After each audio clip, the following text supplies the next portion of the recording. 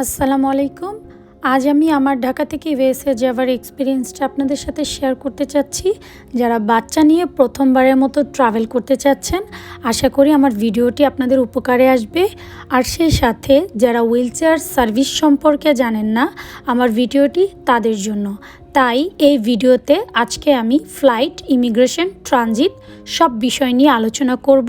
চলুন তাহলে ভিডিওটি শুরু করি। আমার ফ্লাইট ছিল সন্ধ্যা 6টায় এমিরেটস এয়ারলাইন্সে, তাই 4 ঘন্টা আগে বাসা থেকে বেরিয়ে পড়ি এয়ারপোর্টের উদ্দেশ্যে। এয়ারপোর্টে পৌঁছে ফ্যামিলির সবার কাছ থেকে বিদায় নিয়ে চেকিং ও ইমিগ্রেশন শেষ করে হাতে কিছু সময় ছিল, তাই চলে যাই লাউঞ্জে। বলে রাখি, আমি আজ F2 মানে স্পাউস ভিসায় ইউএসএতে যাচ্ছি।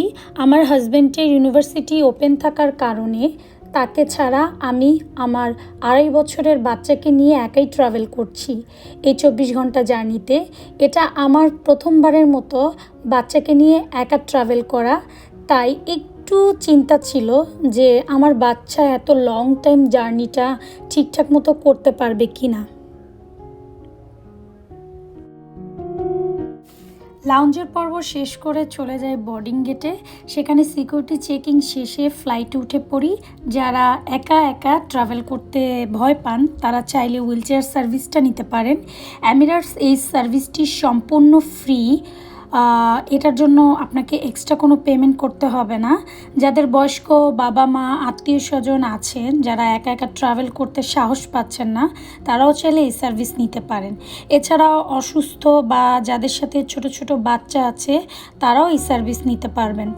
আমি আসলে এই সার্ভিস সম্পর্কে তেমন কোনো কিছুই জানতাম না। যেদিন আমি ট্রাভেল করেছিলাম ওই দিন আমার ফ্লাইটে অনেক বাংলাদেশি আঙ্কেল আন্টি ছিল, যারা সবাই ইউএসএতে যাচ্ছিল হুইলচেয়ার সার্ভিসের মাধ্যমে। অনেক মায়েরা ছিল যাদের সাথে ছোট বাচ্চা ছিল, তারা সবাই হুইলচেয়ার সার্ভিস নিয়েছিল। আর আমি তাদের কাছ থেকে এই সার্ভিস সম্পর্কে আসলে জানতে পারি। যারা এই হুইলচেয়ার সার্ভিস দিয়ে থাকে তারা খুব সতর্কতার সাথে নিরাপদে যার যার গন্তব্যে পৌঁছে দেয়। আমি আমার অভিজ্ঞতা থেকে বলবো, যারা বাচ্চা নিয়ে একা একা ট্রাভেল করতে চাচ্ছেন তারা অবশ্যই এই সার্ভিসটি গ্রহণ করতে পারেন। এই হুইলচেয়ার সার্ভিস আপনার ট্রানজিটের ঝামেলাটাকে একেবারে সহজ করে তুলবে এবং আপনাকে একটা ক্লান্তিহীন জার্নি উপহার দিবে। আরেকটি ইম্পর্টেন্ট ইনফরমেশন হচ্ছে, যারা হুইলচেয়ার যাত্রী তারা চাইলে তাদের সাথে করে খাবার ক্যারি করতে পারবেন, যেমন ড্রাই ফ্রুটস, ফল, রান্না করা ড্রাই খাবার। আর যাদের সাথে ছোট বাচ্চা থাকে তারাও চাইলে তাদের বাচ্চাদের পছন্দের খাবারগুলো সাথে করে নিয়ে যেতে পারেন। অনেকের বাচ্চা আছে যারা ফ্লাইটের খাবার পছন্দ করে না, তাই আমি বলবো লং জার্নিতে বাচ্চার পছন্দনীয় খাবারগুলো সাথে রাখতে পারেন, যাতে করে আপনার বাচ্চা ফ্লাইটে খাবার নিয়ে অন্ততপক্ষে আপনাকে বিরক্ত না করতে পারে। আমি ড্রাই খাবার ও কিছু প্যাকেট জাতীয় খাবার সাথে করে নিয়েছিলাম, যেটা আমার অনেক উপকারে এসেছিল। আর এই খাবারগুলো এয়ারপোর্টে অ্যালাউ করে, ওরা কোনো প্রকার ঝামেলা করে না। টেক অফের পর লাস্টবারের মতো নিজ দেশটাকে একটু দেখে নিচ্ছি। আর এই কষ্টের অনুভূতির কথা না বলার মতো কোনো বাক্য এই মুহূর্তে আমার মনে পড়ছে না। ভালো থেকো আমার প্রিয় দেশ। টেক অফের কিছুক্ষণ পরে ফ্লাইট অ্যাটেন্ডেন্স আমার বাচ্চাকে একটা গিফট দিয়ে যায়। গিফটের মধ্যে ছিল একটা শোল্ডার ব্যাগ এবং একটা সফট টয়, যেটা পেয়ে আমার বাচ্চা অনেক অনেক বেশি খুশি হয়েছিল যে তাকে আন্টি একটা গিফট দিয়ে দিয়েছিল। আর কিছুক্ষণ পরে ওর খাবারটা সার্ভ করা হয়। খাবারের মধ্যে ছিল রাইস, ভেজিটেবলস, একটা চিজ কেক আর একটা স্যালাড ছিল বিভিন্ন ধরনের সবজি দিয়ে। বাট সে খাবার দেখে যতটা এক্সাইটেড ছিল, সে আসলে একটি খাবারও সে খায়নি। জাস্ট সে খুব খুশি হয়েছিল যে তাকে খাবার দেওয়া হয়েছে। ফ্লাইটে সাধারণত বাচ্চাদের খাবারগুলো আগেই দেওয়া হয়। আমার বাচ্চার খাবারের ঠিক হাফ অ্যান আওয়ার পরে আমার খাবারটা সার্ভ করা হয়েছিল।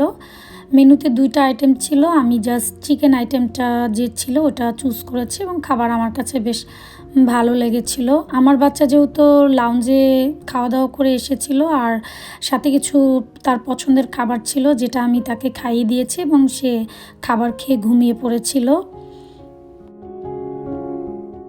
এমিরেটসের ফ্লাইটে আপনি চাইলে ফ্রি ওয়াইফাই ইউজ করতে পারেন, যে ওয়াইফাই দিয়ে আপনি শুধুমাত্র হোয়াটসঅ্যাপ এবং মেসেঞ্জার ইউজ করে টেক্সট করতে পারবেন।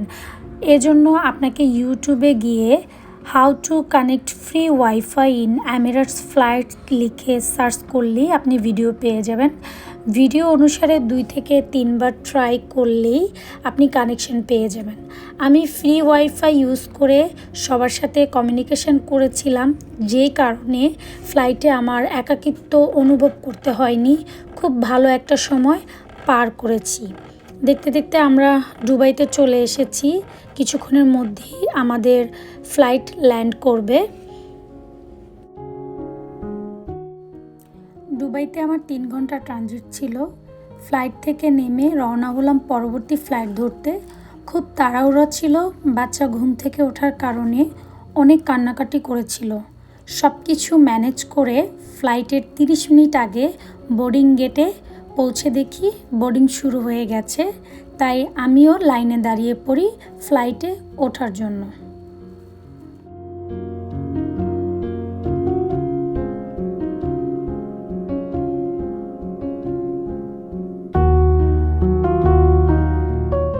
দুবাই টু ইউএসএ ফ্লাইটটা ফুল বুক ছিল। বাচ্চা কান্নাকাটি করার কারণে ওরা আমাকে অফার করে আমার একটি হ্যান্ড লাগেজ কার্গোতে পাঠাবে। আমিও ওদের অফারটা অ্যাকসেপ্ট করি এবং লাগেজ কার্গোতে দিয়ে দিই। বাচ্চা বিরক্ত করার কারণে আমি ভুলিয়ে গিয়েছিলাম যে আমার I-20 ও প্রয়োজনীয় ডকুমেন্টসগুলো যে লাগেজের মধ্যে ছিল, সেটার কথা আমার ফ্লাইটে ওঠার পরে মনে পড়েছে। ততক্ষণে অনেক দেরি হয়ে গিয়েছিল। ফ্লাইট অ্যাটেন্ডেন্সের ডেকে প্রবলেমের কথা তাদের সাথে শেয়ার করি এবং পরবর্তীতে তারা আমাকে জানায় তারা এটার বিষয়ে কিছুই করতে পারবে না, লাগেজটা আমাকে ব্যাগেজ বেল্ট থেকেই কালেক্ট করতে হবে। যাই হোক, হতাশ হয়ে আল্লাহর ওপর ভরসা করে শুরু হলো আমার 17 ঘন্টার জার্নি। ইমিগ্রেশনে কি হবে চিন্তা নিয়ে একটি অনিশ্চয়তার যাত্রা শুরু করেছিলাম। ফ্লাইটে ওঠার কিছুক্ষণ পর ফ্লাইট অ্যাটেন্ডেন্স এসে আবার আমার বাচ্চাকে একটি গিফট দিয়ে যায়। গিফটটা ছিল বাচ্চাদের একটি ট্রাভেল ব্যাগ। আমি বাচ্চার জন্য তার ট্যাবটি সাথে করে নিয়েছিলাম, যাতে করে ফ্লাইটে তার টাইম পাস করতে সুবিধা হয়, আর ট্যাবে তার পছন্দের সব কার্টুন ডাউনলোড করে রেখেছিলাম।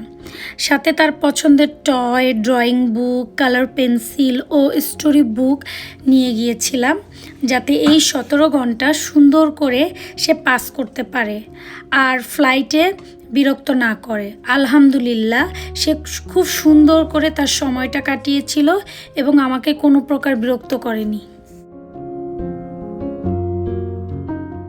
যারা লং রুটে ট্রাভেল করবেন তাদের জন্য ফ্লাইটে এন্টারটেনমেন্ট ব্যবস্থা রয়েছে। এখানে বাংলা, হিন্দি, ইংরেজি সব ভাষার মুভি, গান দেখতে ও শুনতে পারবেন। নামাজের সময়সহ দিক নির্দেশনাও রয়েছে।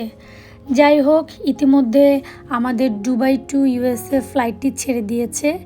রাতে দুবাইয়ের আকাশে এত আলো দেখবেন যে মন প্রাণ সব আলোকিত হয়ে যাবে। ফ্লাইট ছাড়ার হাফ অ্যান আওয়ার পরে আমাদের ডিনার সার্ভ করে। এই পুরো জার্নিতে আমাদের 2 টাইম খাবার সার্ভ করা হয়। আমার বাচ্চার খাবার দিয়ে গিয়েছিল, কিন্তু আমার বাচ্চা ঘুমিয়ে থাকার কারণে ওর ডিনারটি করতে পারেনি। আমি ডিনারে নিয়েছিলাম মাটন কারি সাথে রাইস। খাবার মোটামুটি ভালোই ছিল, কিন্তু টেনশনের জন্য খাবার খেতে পারিনি। বারবার শুধু ম্যাপ দেখছিলাম আর টাইম চেক করতেছিলাম।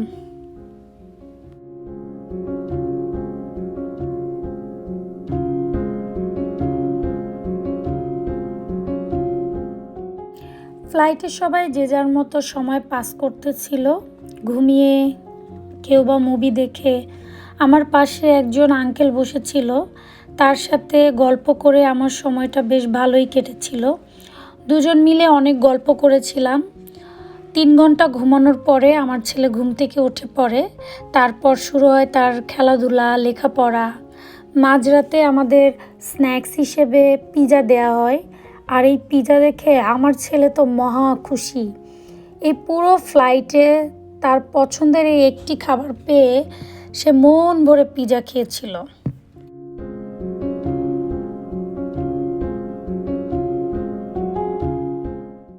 গল্প করতে করতে কখন যে সকাল হলো টের পাইনি। উইন্ডো দিয়ে তাকাতে দেখি সূর্য উদয়, আর 1000 ফিট উপরে বসে সূর্য উদয় কী যে সুন্দর। এই দৃশ্য দেখবেন আর বলবেন আল্লাহর সৃষ্টি কত সুন্দর। সূর্য উদয় দেখতে দেখতে আমাদের সকালের নাস্তা দিয়ে গেল। নাস্তায় ছিল অমলেট, চিজ, ফ্রুটস, আরও অনেক কিছু। রাতের মতো সকালের খাবারটাও ঘুমের কারণে আমার ছেলে খেতে পারেনি।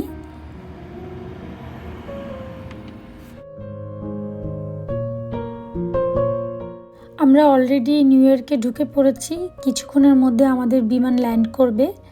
এবার শেয়ার করি আমার ইমিগ্রেশনের কথা। বাচ্চাকে নিয়ে লাইনে দাঁড়ানোর পরে যখন ইমিগ্রেশন অফিসারের কাছে যাই, ওনার কাছে পাসপোর্ট জমা দেওয়ার পরে উনি আমার I-20 দেখতে চান এবং আমি পরে তাকে সব বুঝিয়ে বলি যে আমার সাথে কি হয়েছে। আর আমি তাকে এটাও বলি যে সে যদি চায় তাহলে আমি আমার ইমেলে যে I-20 আছে আমি সেটা দেখাতে পারি। পরে উনি আমাকে বলল ইটস ওকে, ওনার কাছে সব ধরনের ইনফরমেশান আছে। আর সাথে সাথে উনি আমাকে কিছু কোশ্চেন করে, যেমন আমি কতদিন থাকবো, কোথায় থাকবো, বাংলাদেশে আমার প্রফেশন কি, আমি কবে ব্যাক করব, এইসব সব কিছুর পরে আল্লাহর অশেষ রহমতে আলহামদুলিল্লাহ আমি ইমিগ্রেশন শেষ করে বের হয়ে ওয়াইফাই কানেকশন নিয়ে আমার হাজব্যান্ডের অবস্থান জেনে নিয়ে তার সাথে দেখা করি। আর এই ছিল আমার ঢাকা টু USA যাবার জার্নি। ভিডিওটি ভালো লাগলে লাইক, শেয়ার, কমেন্ট করবেন। আল্লাহ হাফেজ।